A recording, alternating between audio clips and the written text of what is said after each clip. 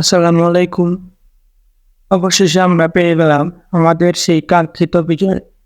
দীর্ঘ ১ মাসেরও বেশি সময় ধরে মুক্তিযুদ্ধের পর সাধারণ ছাত্রছাত্রীদের রক্তের বিনিময়ে আমরা যে মহান মুক্তিযুদ্ধ পেলাম, যে স্বাধীনতা পেলাম, আমাদের সাধারণ ছাত্রছাত্রী এবং সেই সমন্বয়ক ভাইদের কারণে এটা সত্যিই একটা গর্বের বিষয়।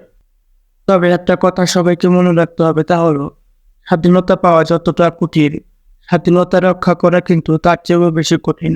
বাংলাদেশের স্বৈরাচারী স্বৈরশাসক শেখ হাসিনা আজকে দুপুরে তার নিজ বাসভবনে পদত্যাগ করে পালিয়ে গেছে ভারতে, যেটা আমাদের জন্য সত্যিই অনেক গর্বের বিষয়। এই স্বৈরশাসক বাংলাদেশকে যেভাবে ধ্বংস করেছে, দেশের সাধারণ মানুষদেরকে যেভাবে অত্যাচার করেছে, হত্যা গুম করেছে, সত্যি আমাদের জন্য দুঃখজনক।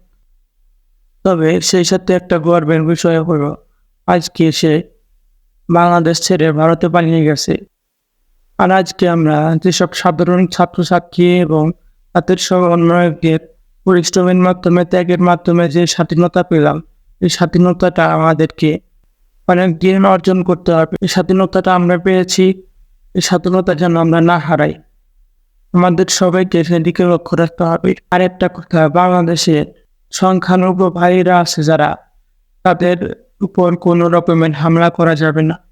সংখ্যালঘু ভাইরা আমাদের মতোই এদেশের জন্য অনেক যুদ্ধ করেছে আগেও, এবং 2024 সালেও সাধারণ ছাত্রছাত্রীদের সাথে কাঁধে কাঁধ মিলিয়ে যুদ্ধ করেছে।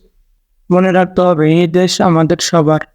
হিন্দু, মুসলিম, বৌদ্ধ, খ্রিস্টান, আমরা সবাই মিলে এই দেশটা নতুনভাবে গড়ে তুলব। আর সবাই মিলে যখন এই দেশটাকে পরিশ্রম করব, দেশের জন্য কিছু করার চেষ্টা করব, তখনই এই দেশটা অনেক বেশি উন্নত হবে। আমরা শান্তিতে থাকবো। ধর্মীয় বিভাজন সৃষ্টি করে কেউ কখনো বড় হতে পারে না।